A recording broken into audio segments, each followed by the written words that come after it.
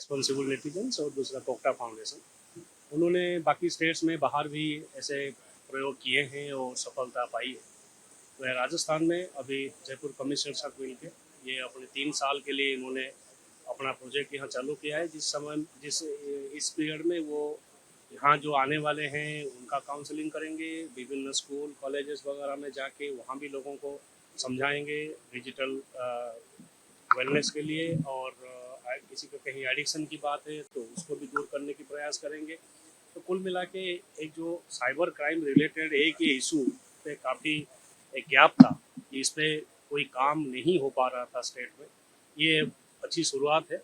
मैं आशा करता हूँ कि हम इसमें सफल होंगे आगे और कई सारे लोगों को अपने मेंटल डिप्रेशन और एडिक्शन से दूर करने के लिए सफलता पा पाएंगे।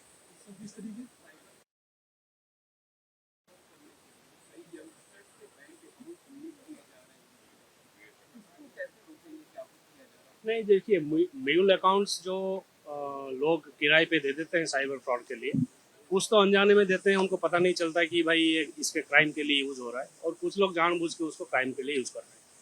अब इनकी संख्या 3 प्रकार के इस पे प्रयास चल रहा है। एक तो गवर्नमेंट ऑफ इंडिया स्तर पे I4C इसमें अलग प्रोग्राम तैयार करने की बात चल रही है कि इसको कैसे रोका जाए, नंबर 1। नंबर 2, बैंक्स आज की तारीख में उनको मालूम है, वो दोबारा अगर कहीं सस्पेक्ट अकाउंट होता है तो उसकी दोबारा KYC करना, उसको चेक करना, वो कर रहे हैं।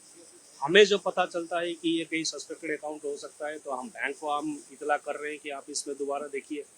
तो प्रयास सभी तरह से करने पड़ेंगे, लेकिन फिर भी जो कहते हैं लालच बुरी बला है, वही साइबर क्राइम होने के पीछे सबसे बड़ा कारण है लोगों की लालच।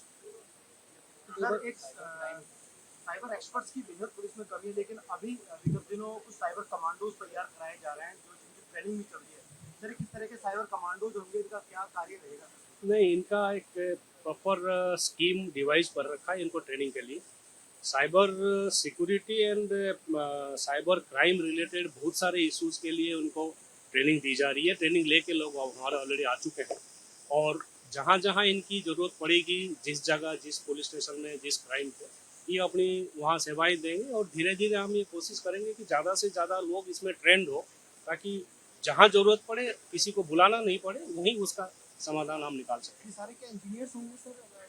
नहीं, अभी तो हम अपने जो एग्जिस्टिंग स्टाफ है उसमें से जिनका थोड़ा बेंट ऑफ माइंड है साइबर क्राइम और साइबर रिलेटेड काम के लिए, उनको ट्रेनिंग दे रहे हैं। लेकिन आगे जैसे आपको ध्यान होगा कि गवर्नमेंट ने हमारे प्रत्येक पुलिस स्टेशन में एक टेक्निकल कांस्टेबल का पद सैंक्शन कर रखा है, जिसकी रिक्रूटमेंट अभी चालू हो रहा है।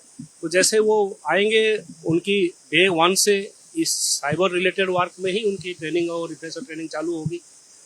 थोड़ा प्रक्रिया लंबी है, बट कोशिश यही है कि हम अपने कैपेबिलिटीज को बढ़ाएं।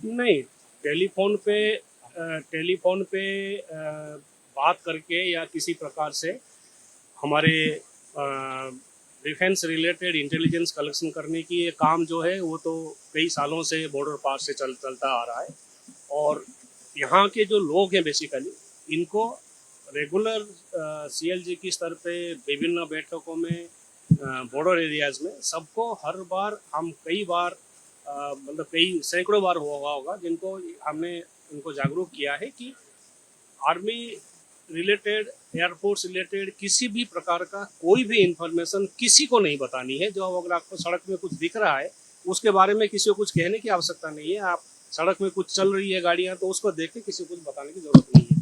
ये जागरूकता जनता में है। अभी बॉर्डर एरिया में हमने देखा, ये पिछले जो कुछ दिन पहले जो सिचुएशन आई थी उस पर जनता इस बात के लिए बहुत जागरूक थी कि हमें ऐसा कोई इन्फॉर्मेशन सोशल मीडिया पे या मोबाइल पे लीक नहीं करना है।